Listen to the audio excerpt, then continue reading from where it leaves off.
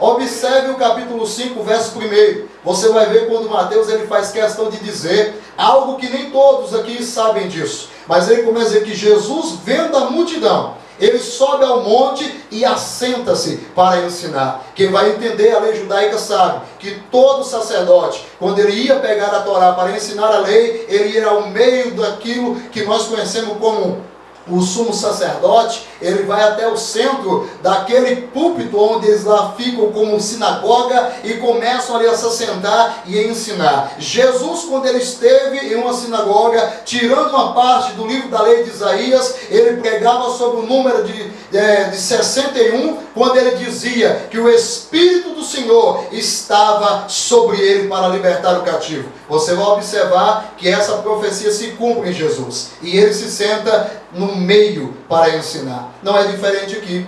Jesus vai ao monte, ele senta-se, seus discípulos se aproximam e ele começa a abrir a sua boca, e Mateus diz que ele começa a ensinar dizendo: bem-aventurado é os pobres de espírito. Como eu já disse a você, o reino dos céus é uma pirâmide de cabeça para baixo. O reino do céu é algo que é totalmente contrário à lei humana.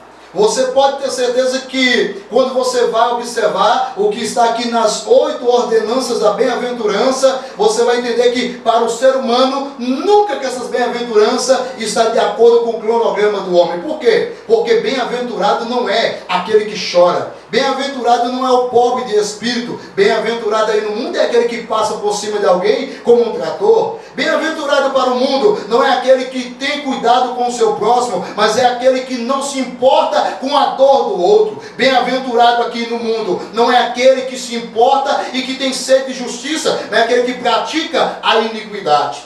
Aleluia. Quando você vai observar o que Jesus está dizendo, ele está aqui nos dizendo como um comportamento verdadeiro de um cidadão do reino do céu ele deve ser. E ele começa com o maior de todos os mandamentos, dizendo que bem-aventurado, Macários, acima da felicidade é aquele que é pobre de espírito. Há duas palavras que se destinam-se à pobreza na Bíblia Sagrada. Aquele que é pobre, pobre de maré, que não tem nada para sobreviver, aquele que não tem nada para comer, aquele que não tem uma casa para morar, aquele que não tem um alimento para a sua família, e aquele que é o pobre, que não é pobre para não ter o que comer, mas que tem com que sustentar a sua família. Jesus aqui está usando o termo pobre na palavra grega para dizer que todo aquele que é pobre, pobre sem medida, pobre sem recurso, pobres têm que ter como sequer sustentar a sua família. Este é o pobre de espírito. Mas por que, pastor, pobre de espírito? Porque quando você vai entender a tradução bíblica, todo aquele que é pobre de espírito é aquele que reconhece que pretende e que depende inteiramente de Deus. Ser bem-aventurado e ser pobre de espírito são duas coisas que se unem quando Jesus vem nos ensinar que bem-aventurado o pobre de espírito, porque a palavra é, observe bem quando Jesus está ensinando em Mateus, e ele diz que um fariseu sobe para orar e começa a dizer que ele é um homem bom, que ele é um homem amável e que deveria ser perdoado. Mas um pobre de espírito publicano, ele sobe, sequer levanta a sua cabeça, mas bate em seu peito e diz: Senhor, tem misericórdia de mim, que sou pecador. Esse é o pobre de espírito, é aquele que reconhece que é inteiramente dependente de Deus. Graças a Deus. Dr. John Piper, ele faz uma pesquisa e ele elabora um estudo a nos dizer que o homem, ele se contenta com uma felicidade medíocre, uma felicidade involuntária, uma felicidade pouca. Por quê? Porque todo aquele que se alegra com um carro, com uma casa, com um alimento, com coisas banais, essa pessoa não é pobre de espírito. Essa pessoa não está verdadeiramente se entregando a Deus. Por quê? Porque quando nós temos a plena consciência de que somos pobres e pobre de espírito, é nesse momento que Deus ele age na nossa vida. Jesus disse que não tem como, pastora Sandra, colocar vinho em alves que já estão sendo usados, porque eles já estão cheios. E assim são as pessoas hoje, se sentem ricas, abastadas, não precisam precisam de nada. E essas pessoas são as mesmas que negam a Jesus Cristo todo dia. Por quê? Porque como elas não são pobres, e muito menos de espírito, Jesus nunca vai ser suficiente para elas. Jesus nunca vai estar sendo o centro da atenção para essa pessoa. Por quê? Observe bem, há pessoas nesse momento que por causa do coronavírus estão aí atormentados. Estão preocupados, cuidando de saúde, comprando isso e aquilo, uma preocupação, pensando neles que vão morrer por causa da pandemia, ou da epidemia, ou daquilo que a sociedade e a mídia está espalhando por aí. Mas observe bem, a Bíblia diz que aquele que confia no Senhor, aquele que dedica a sua vida ao Senhor, observe o livro de Jó, quando Jó está sendo verdadeiramente um advogado de Deus, e Deus não deixa que nada aconteça com ele sem a permissão de Deus. Tudo que está acontecendo, ainda que seja para o bem ou para o mal da nação, Deus está tratando com o seu povo. Observe bem, Jesus ensinando, dizendo que o homem e a mulher que pertence a esse reino, eu quero frisar isso nesta noite, nós estamos fazendo parte de uma igreja que tem a visão do reino. Isso, e esse é o nosso slogan, uma igreja com a visão do reino. Eu quero dizer a você que me ouve nesta noite, qual é a sua visão? Que visão você está tendo do reino de Deus durante essa crise, esse problema, essa problemática que está sendo circunvizinhada pela igreja nesse momento? Como você está enfrentando isso na sua casa? Você está atemorizado, você está triste, você está temeroso. Mas você precisa saber nesta noite que Jesus está nos dando a receita. Sabe por quê? Porque quando Deus subiu com aquele homem chamado Moisés e ele se apresentou ao povo, houve medo, terremoto, houve temporal, houve muito medo do povo e da nação. Mas quando Jesus veio e subiu ao monte, ele começou a plataforma do seu reino dizendo: feliz. Acima da felicidade é o cidadão que é pobre de espírito. Por quê? Porque deles é o reino do céu. Aleluia. Porque Jesus não disse que bem-aventurado é o que chora primeiro?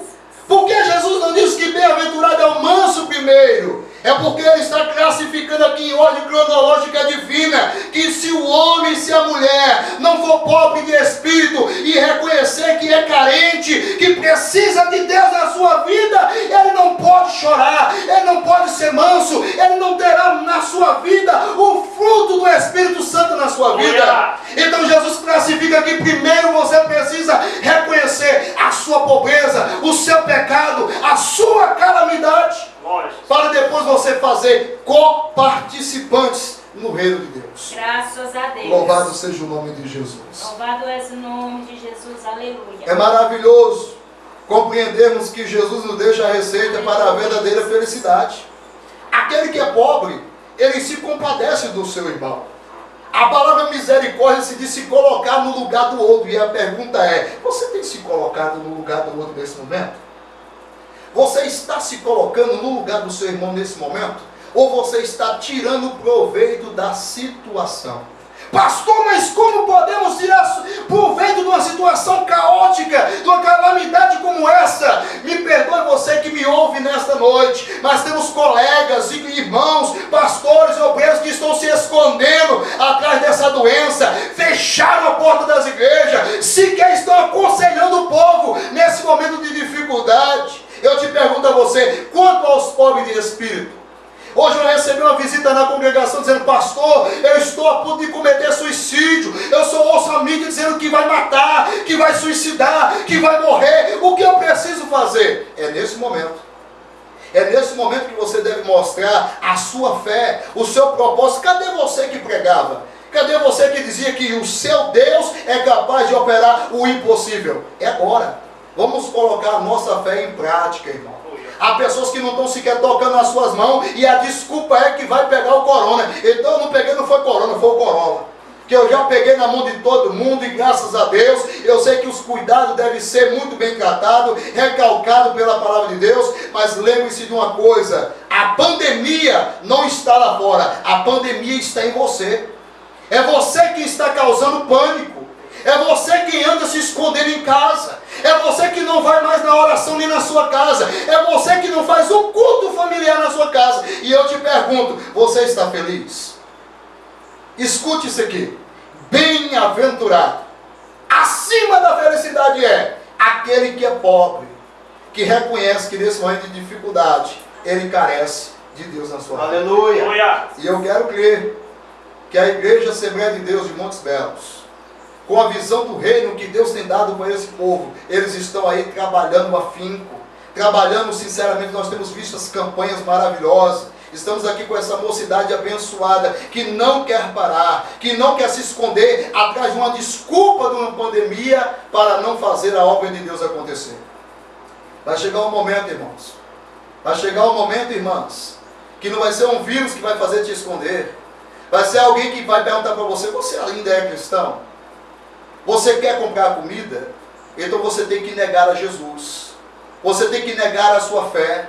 Vai chegar um momento em que armas vão ser apontadas para a sua família. Vai chegar um momento em que projéteis de bala vão ser disparados contra você e contra a igreja. E como é que você vai reagir a isso? Como vai estar a sua felicidade nesse momento? Então eu gostaria que você nessa noite, você que nos ouve, você que está aí na sua casa, ouvindo, prestando atenção nessa palavra, lembre-se, acima da felicidade, muito feliz, é os pobres de espírito, porque deles é o reino dos céus. Aleluia. Que você possa nesta noite ser agraciado com esta palavra, com esse pequeno texto, a qual nós trouxemos aqui. Que o Senhor te alcance nesta noite, você jovem, você homem, você mulher, que você seja abençoado através dessa palavra. Amém. Que Jesus venha falar com você no seu lar. Graças E que você a se Deus. disponibilize a estar fazendo a obra de Deus de uma forma peculiar, de uma forma especial. Porque, irmã Sandra, se nós formos aqui nesta noite falar a respeito da pobreza verdadeira da sociedade, da pobreza do pecado, do choro que não é o choro da felicidade. Porque vamos observar, irmã Sandra, que Acabe chorou, mas não chorou de felicidade. Ele chorou porque queria tomar a vida de Nabote. Observe que muitas pessoas na Bíblia choraram. Observe que Paulo, em certo momento da sua vida, ele reconheceu a sua pobreza de espírito e disse: pobre de mim, pecador, que o bem que eu quero fazer eu não faço. Observe bem que Pedro chorou quando reconheceu a sua pobreza de espírito, mas antes de todo momento ele estava lá com Jesus dizendo: Senhor, não morra, Senhor, estou contigo, Senhor, a corda do meu lado não rói, até que a corneta Galápagos foi tocada e Pedro negou a Jesus. Aleluia.